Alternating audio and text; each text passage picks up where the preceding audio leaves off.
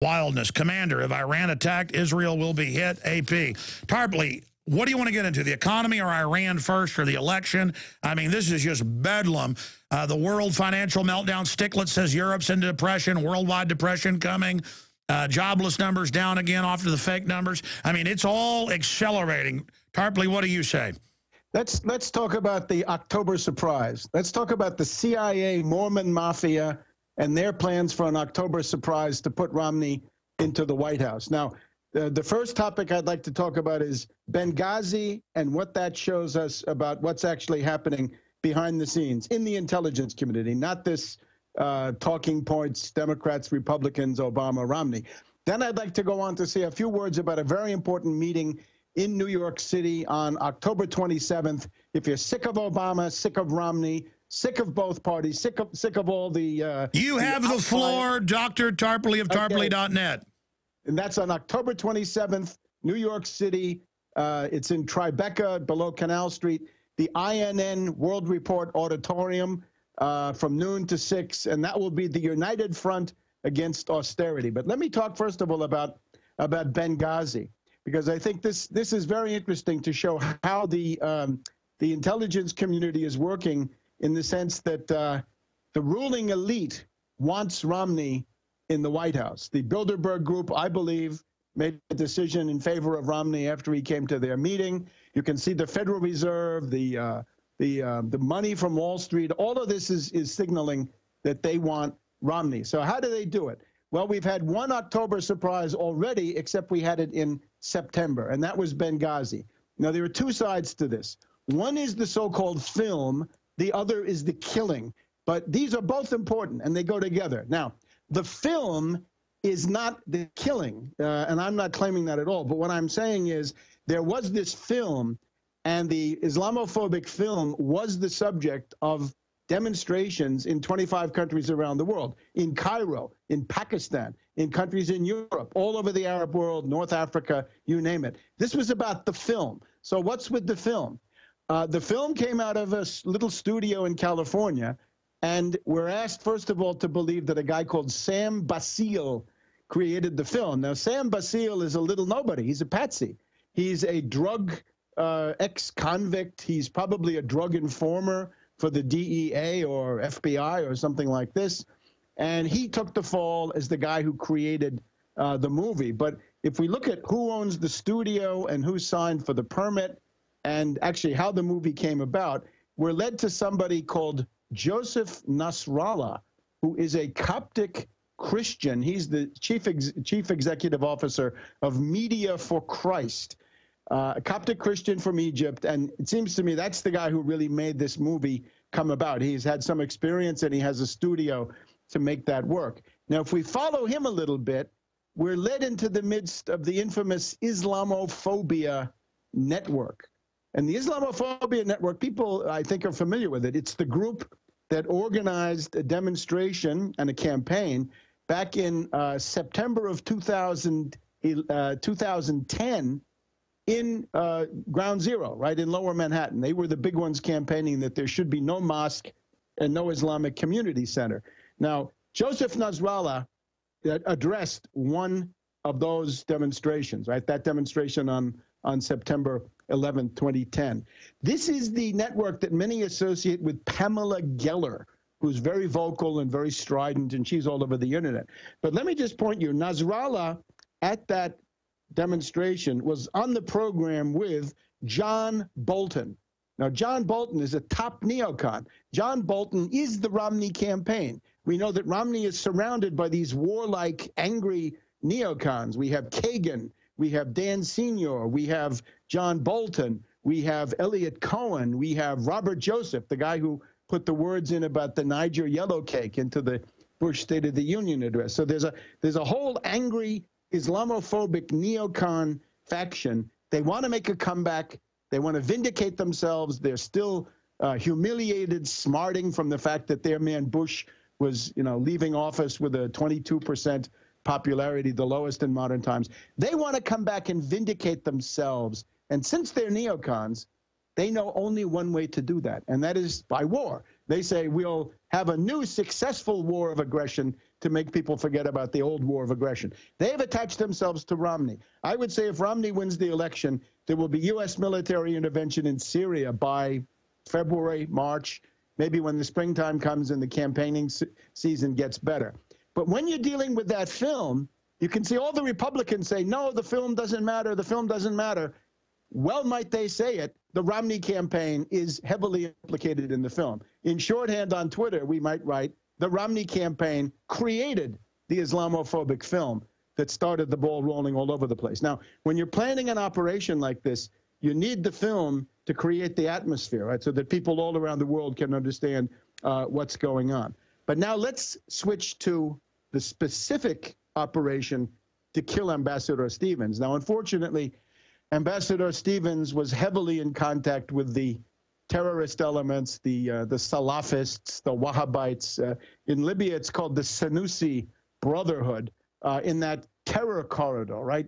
Benghazi, Derna, Tobruk. And Derna, of course, is the city that has given more suicide bombers per capita than any other city in the world. He was basically there. He had been there as vice consul before. He was dealing with them in 2008, 2009.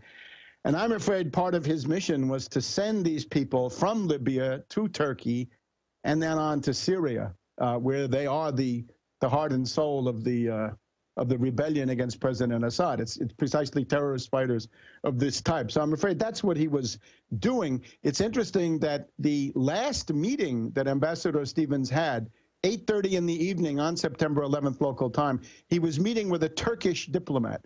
Why would the U.S. ambassador to Libya be meeting with a Turkish diplomat in Benghazi, Libya? Well, if you put together what we know, it's probably the next phase of that airlift and sea lift of those fighters, those terrorists, the Libyan Islamic Fighting Group and people like that, from Libya to Turkey and then across the border into Syria. So there was every reason for Ambassador Stevens in the State Department to think that there was no threat to him because he was on such friendly terms with so many of these militia elements, right, these jihadis.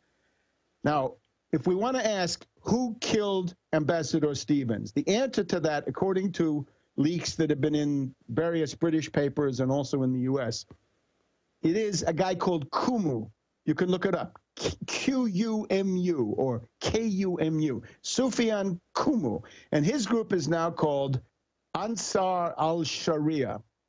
They seem to be the ones who sent a well-armed team with mortars and rocket grenades and all the rest to come and kill the U.S. ambassador. Now, Kumu was in Guantanamo Bay for 4 years. He's an alumnus of Guantanamo. I think he's a U.S. double agent, and I think that's pretty much a prima facie case. Okay, well, that's what, just to interject here, that's basically what Steve Pachinik says, and this is almost a replay of when you were on right after this happened, which is fine, but our listeners know you said that. There's more to add. Let me just continue. Kumu is a U.S. double agent, right? The way you get out of Guantanamo is by becoming a double agent for the rest of your life. Now, that's the attack. Now what's new from this past week is the defense. Now, last Wednesday, there was a hearing of the Issa Committee, Darrell Issa, California, supposedly the richest guy in the Congress. And this was addressed by a bunch of people from the State Department, although he had a guy, the leadoff witness, who was from the Utah National Guard. Well, if he's from the Utah National Guard, I guess we can have some idea where he stands vis-a-vis Romney, right, given the Mormon domination of the state. But that's not part of the argument. What we had then was a State Department official showing a map of the U.S. facilities in Benghazi from above. And from above, she said, oh, and there were these buildings here. At a certain point, Congressman Jason Chaffetz, lo and behold, another Utah Mormon congressman, goes absolutely berserk. And he starts yelling, point of order, point of order, point of order. You can't show that picture. Take that picture down. It turned out that Chaffetz had been to Benghazi for less than 1 day, came back an expert, but he said that he had been instructed by everybody on the scene in Benghazi, never, never, never show that picture. And the State Department official said, look, this is from Google. You can get this commercially. This is not classified in the least. And it turned out, as Dana Milbank and others reported in the Washington Post and elsewhere, that what Chaffetz was freaking out about was that there was a special CIA base at the consulate. And the consulate was supposed to be guarded by a 12-man or 12-person CIA rapid response team that would have made a very important difference in the relation of forces. I hope you agree. And they had apparently gone AWOL. And as Dana Milbank wrote in the Washington Post last Thursday, it looks like that the CIA was the organ that was letting Ambassador Stevens down. So there's one layer of security. A CIA team that was there but didn't intervene, and now the CIA is trying to cover up that they exist in the first place. Now there's another element. One of the backup layers of security is the so-called 17th of February Martyrs Brigade. And they actually had a barracks in the compound, just as the CIA did, pretty much. The 17th of February Martyrs Brigade had their barracks there, and they also ran away. They were nowhere to be found. Now, who's the 17th of February Martyrs Brigade? We got to go back so we can know them by their deeds. Last year in Libya, there was a struggle for power of the Libyan military. On the one side, you had this guy, Yunus. Yunus had been a general in the Gaddafi army. He had defected from Gaddafi in the springtime of last year, gone to Benghazi, and he'd been acclaimed as the new boss of the Libyan armed forces. Okay, so he was sort of the in-country candidate to be the dominant general. But the U.S. had sent in another guy called Khalifa Haftar, or Haftar, H-I-F-T-E-R usually, or H-A-F-T-E-R. And Haftar had written in a book in French that he'd published years ago that he had been on the CIA payroll. And to underline this fact, he'd been living in Virginia, not far from CIA headquarters here in Langley. He was sent back, and he was the CIA candidate to be the head of the Libyan military. All right. At a certain point, the 17th of February Martyrs Brigade intervenes to assassinate Yunus and a couple of his colonels. So in other words, Haftar takes over the military of Libya thanks to the 17th of February CIA Martyrs Brigade. Now, to sum this all up, we have a CIA asset who kills the American ambassador. We have a CIA 12-man team who do not intervene, and we have a Mormon congressman who's trying to cover it up. And then we have the 17th of February Martyrs Brigade, another CIA asset that also declines to intervene. Just one more piece of interesting evidence. The story that the whole thing was a demonstration gone violent, right? This is the whole Romney campaign now depends on refuting this story that the demonstration went violent. Well, you look on the Fox News website, and Fox News reports that 4 days after the event, a briefing was given to the House Intelligence Committee saying that, yes, it had been a demonstration gone violent. And the person giving that briefing was none other than General David Petraeus, the head of the CIA. So this thing has CIA written all over it. But now I would say, what CIA? What faction in the CIA that we know of, that we've been aware of for some time, has this existential interest in making sure that Romney gets into the White House? I say the prime suspects are the CIA Mormon mafia. Interestingly enough, last Friday, when Hillary Clinton showed up at CSIS to give her attempt to defend herself and her department. That's the big defense contractor. No, CSIS is a sort of a think tank on you know. Oh, SEIC, excuse me. Yeah, you're right. This is the old Georgetown Center for Strategic and No, I know what it is. I've been on air a lot today. Go ahead. Brzezinski. So she showed up there, right, to try to defend, because ultimately, if anybody's responsible, the cabinet officer, right? There's such a thing as ministerial responsibility. If you want to blame anybody, it's Hillary Clinton. But fine. So she goes there and gets introduced by none other than Brent Scowcroft, the Mormon former head of the National Security Council for Bush the Elder. Bush the Elder, by the way, who got us into this whole series of ruinous Middle East wars with the first Gulf War, right, back in the days of Saddam Hussein the first time around. So there is this CIA Mormon mafia, right? The young Mormons go overseas, they become missionaries, they learn a foreign language, they come back, they can put on the application, don't smoke, don't drink, don't womanize, straight arrow, clean living, and the royal road to promotions, especially when you've got an angel like Brent Scowcroft and others like him who are superintending this entire thing.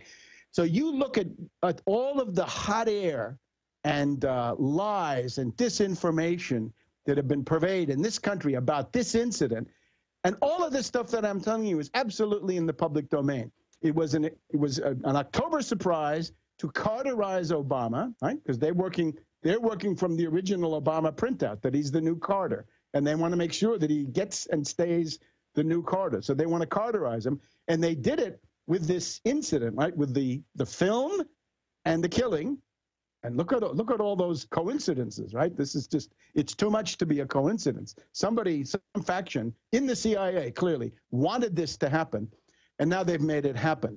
And this is supposed to be, I think, the first step in trying to decide the presidential election. There may be another one, but what I'm trying to alert people to is, if you remember, Alex, when Obama was contending for the presidency, there was this process going on in the background whereby the Brzezinski faction was seizing control of pieces of the policy apparatus, right? They were taking over pieces of the executive branch, even as Obama marched towards the White House, right? There were things going on in the background. And I think that's what's happening right now. So people have got to wake up. Romney is the ruling class choice. They've used Obama. I think they've gotten what they think they can out of him. His usefulness has been outlived. He's a squeeze. Sure, that's what I'm getting from all of our inside sources, that the system's sick of Obama, and Obama's up there, running around on the stage. But, I mean, they're all puppets to begin with. And we covered this, 3-4 weeks ago, and it's great. It's very interesting. But in the 25 minutes we have left here, Webster, can we please get your take on the Iran-Syria situation, where that's going, the economy, all this? Rather than the observer stuff, let me just, before we go to that, because I'll be happy to talk about that too. The other thing then is, if this is true, right? If you have Obama, which is a failure, right? It's a terrible failure. He doesn't get Kolob. But Kolob has his own faction, right? Kolob is worse, because the Kolob candidate comes in with this dedicated network inside the federal government that's going to do what he wants. And remember, the neocons will make a return in grand style. John Bolton, Secretary of State, based on being involved in this network that created that film, right, the Islamophobia film. Mike Levitt, the transition director, right, picking people even now in the background. The domestic and economic side will be this Mormon mafia on the domestic side. So nobody wants this. The Romney-Obama choice is a Hobson's choice, right? So do we want Obama and a bunch of bankers and commies, or do we want our precious... Well, certainly the criminal energy, right? The real fury, the raving assault is on the side of Romney, because when the new administration comes in, this is always the case, the new administration comes in with a criminal energy that the old administration, right? Here we have Obama, the effete president, with an exhausted, worn-out administration. And then, of course, you've got to ask yourself, you're not picking candidates. You're trying to use the election to fight the ruling class that's behind the candidate. I know. Listen, I understand you want to affect the election and you think Obama's better than Romney. And I know you went after Obama early on, saying what a horrible globalist he was. So I respect your educated view on all this. My only issue is it's deck chairs on the Titanic. They're admitting global depression now. What's happening with the dollar? Where do you see all that going, Webster? That's why I got you on. Here's the point. October 27th in New York. In other words, for people that have been sick of Obama, sick of Romney, people who have been betrayed by Ron Paul, people who have been betrayed by Occupy Wall Street, and a dozen other contraptions that I could mention. Now's the chance to try to do something about it, right? To break out of this, constant, pendulum, Hegelian dialectic, whatever you want to call it, of oscillating back and forth between worse and you know, the lesser evil and the greater evil and whatever it is. And the point of this is the economic crisis is not a future event. The economic crisis is now, and it's called 30 million unemployed to start with. Sure. My point is it's worsening and coming to a horrible new valley. Right, fine. But again, you have to look at the means that have been applied, right? Why is Greece at 25% unemployment? No, I mean, they put them in with tax increases and austerity and cuts and benefits to implode the economy. That's the IMF plan. Today, we have Obama is already planning for the lame duck session. They're all planning for the lame duck session. It really, again, this is quite independent of Obama-Romney, although each one of them would handle it in a stylistic. Yeah, that's what I'm saying. They're all puppets, man. Come on. Yes, obviously, but then what are you going to do about it? Is it enough to say they're all puppets and then our job is... I don't think the public realizes how serious this is. I want to know personally where you see the economy going. I see 50 million Americans whose lives are in danger right now, because those are the 50 million who have no job. They're beyond the 99, or in most states, they never even got 99. They live on food stamps. There is no, wait a minute, there's no welfare because Clinton destroyed welfare. I'm hearing reactionaries screaming about welfare. There is no welfare. It's gone. It was destroyed by Clinton in 1996 in order to get reelected. The reappearance of Clinton is really a harbinger of new betrayals, new attacks on the Social Security. Well, I mean, here's the deal. Dependency doesn't work, but I understand that when you have bankers shutting down your society and offshoring your jobs for their own monopoly, that you have to feed people that you've taken their means to work away. I understand that. My point is the modern great society we've seen was to domesticate and was to socially engineer. We can argue all day, but I agree with you. When they pay farmers not to produce, when they shut us down, when they turn corn into ethanol, when they spend $22 billion to ship General Motors to China, I don't want to hear about a woman getting food stamps to feed her kids being the reason we have problems. I understand that these people will starve to death if they don't have that. I understand we are literally, when they pull the trigger on this, it'll take weeks to turn this country into a rioting wasteland. Yes, and again, people are educated about Obama. I wrote 2 books. You've been distributing them, right? That's a wonderful thing. So people have some idea of Obama. In the case of Romney, they don't know. By the way, I have to urge people, go to progressivepress.com, and buy this book, right? Buy it as soon as you can. You can get it for as little as $6, and I think that's a no-brainer. But now we've got a gang of 12 in the Senate, and here's what they're saying: that the fiscal cliff is coming and the lame duck session, and it's time for the grand bargain. And the grand bargain is supposed to be to avoid the defense cuts by cutting the food stamp budget. Now, this is where we get into genocide. No, I had Congressman Walter Jones on, a serious, conservative guy. He said we should end all these wars and take care of people. Obviously, you want to get the economy going, you take care of people. You don't keep the wars going, they're bleeding us dry. Right. But, of course, the problem is that neither party has any interest in doing this. The only way. Well, where are the defense contractors going to get all their contracts if the country fully collapses? The ruling class is incapable of thinking that far down the road. This is always the fast buck, the quick ripoff, and so forth. So it's impossible to make an appeal even to enlightened self-interest to these people, right? You can say, if you do this, the Chinese will eat you for lunch. They don't care. They can't fathom it. They're like, I'll just move to China. They've got great investments. I'll move to Singapore.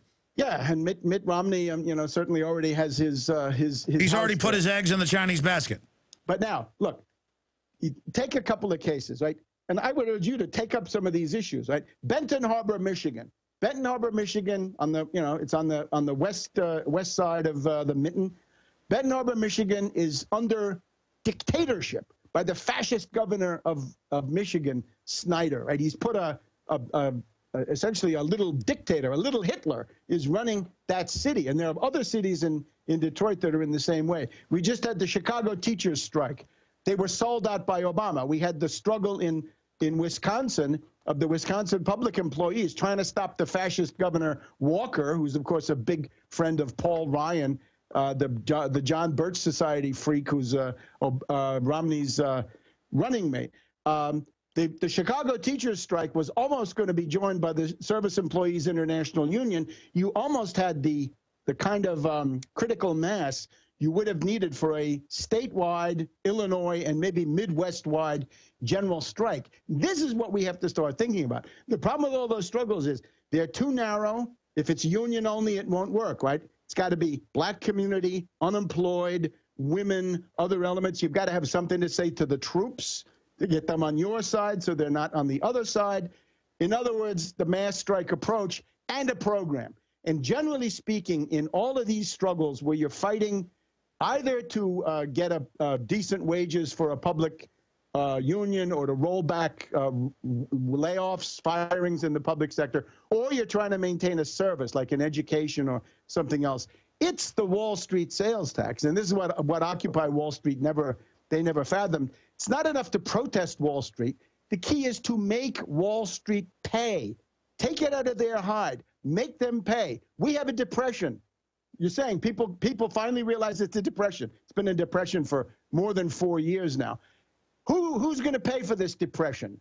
Romney and company say, yeah, you are. You working people. And the finance oligarchs are going to make out like bandits. There's got to be a way to say no to that, and it's a very simple thing.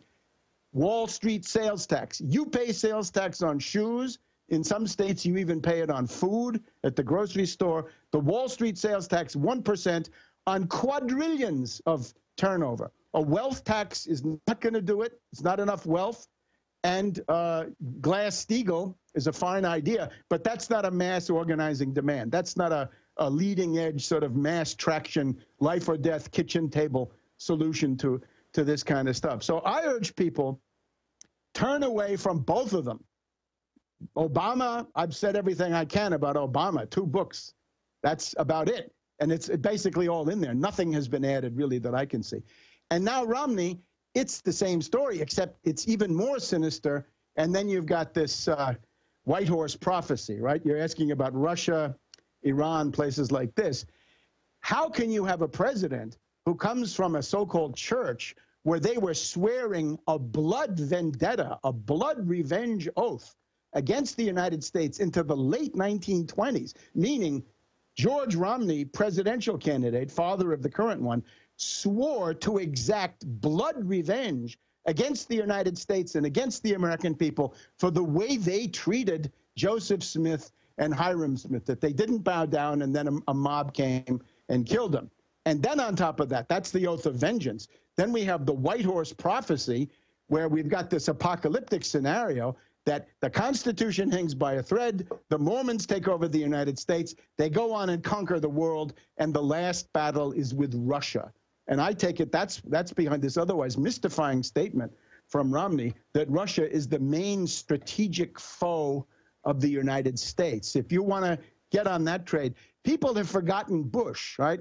Bush, they asked Bush, you know, do you talk to your father? He said, no, but I talk to the higher father, right? Meaning his direct line to God. He told French President Chirac, I'm doing this to destroy the enemies of God's chosen people in the Middle East. This is insane stuff, but that's bad enough. Now what we have with Romney is a codified version, which is much more binding, and I think is more frightening than anything we had with Bush the Younger. So people have got to think about this. So what we're going to need is a line of defense. There's got to be a defense line sometime in November. There's got to be some kind of a rudimentary line of defense, class defense, right, on the basis of these sorts of economic demands, so that when the assault comes, at least we can put out a propaganda demand saying, tax Wall Street sales tax, make the bankers pay.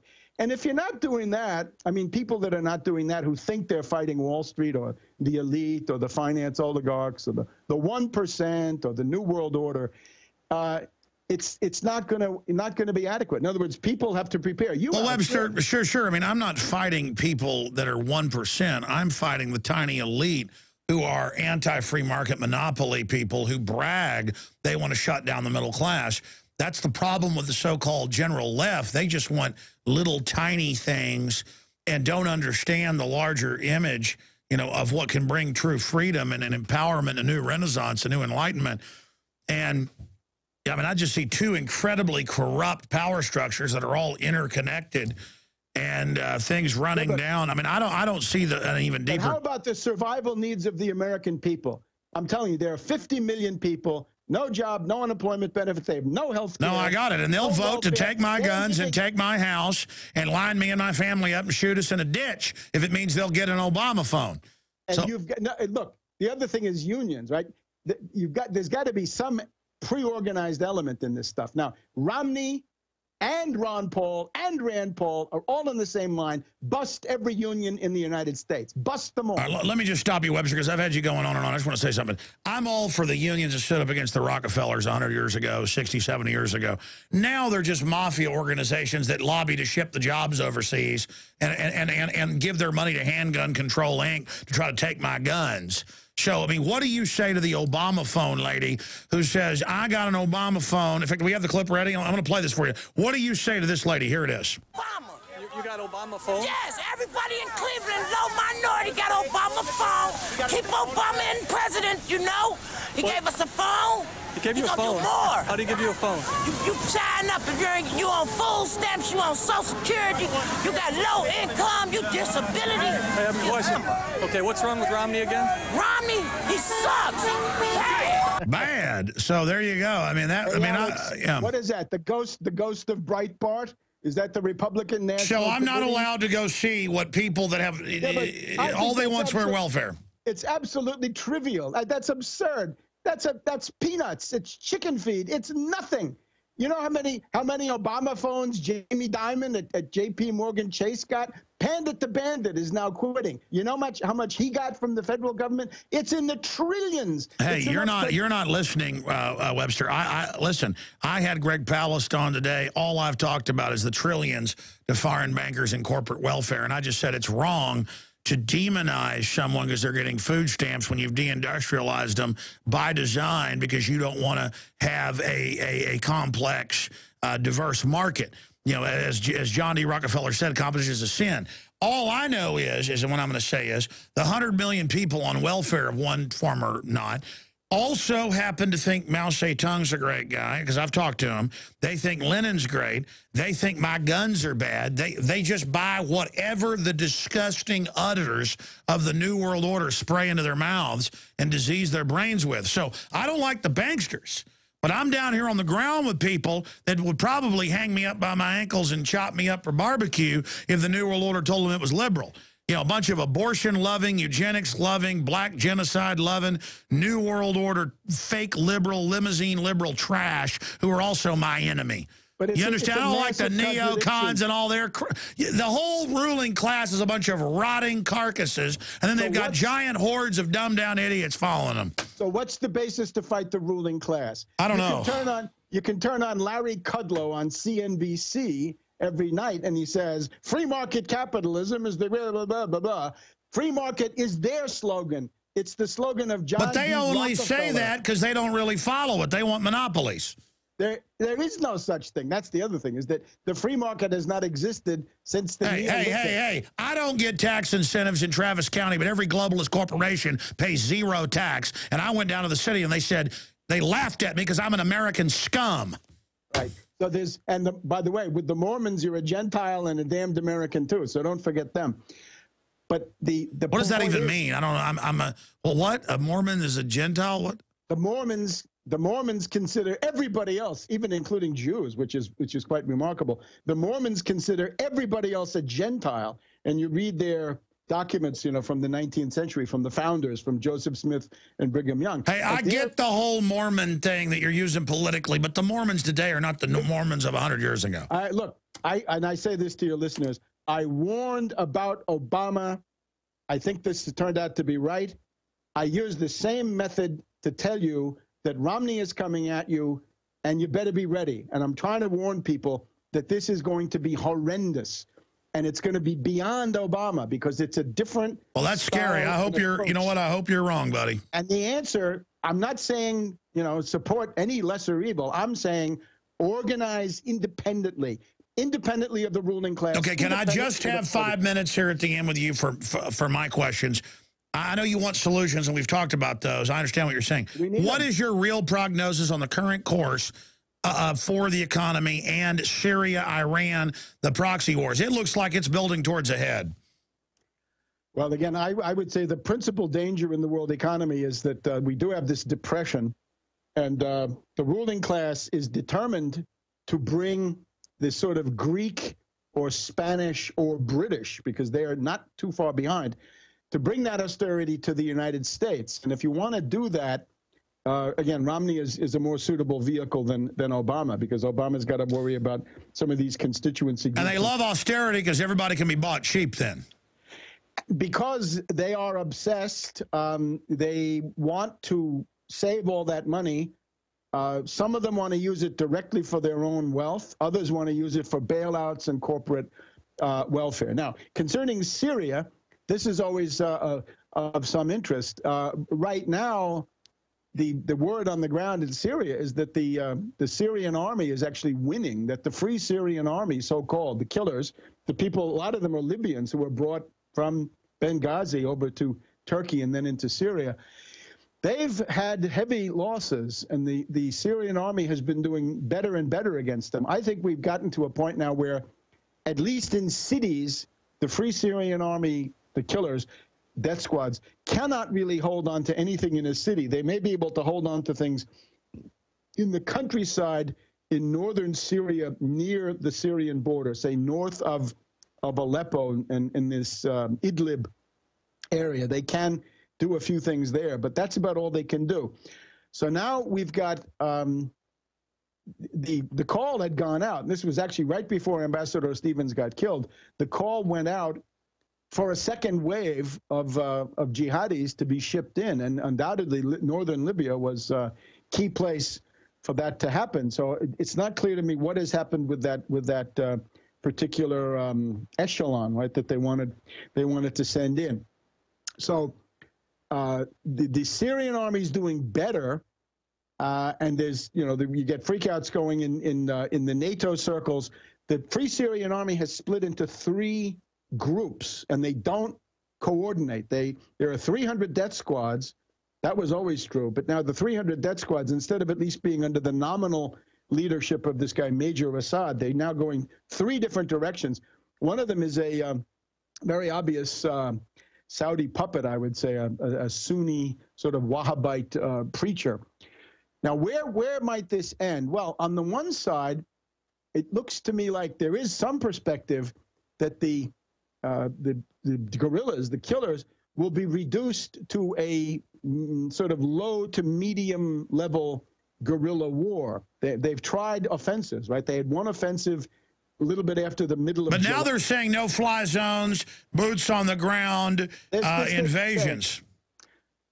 There's always a question, right? Suppose Obama thinks he's losing the election. You could also have, up to now, I've been talking about Romney's, the Romney network, pro-Romney network, and what they might do as an October surprise. It's also possible that Obama would carry out some kind of an October surprise, because when you get very close to the election, the effect that people have observed is the so-called rally round effect, that if it happens a month or 2 before the elections, there's plenty of time for the various attack machines to generate anti-Obama sentiment. But if it happens right before the election, the immediate sort of Pavlovian response of the American people is to support the president no matter who he is, right, to rally around the president.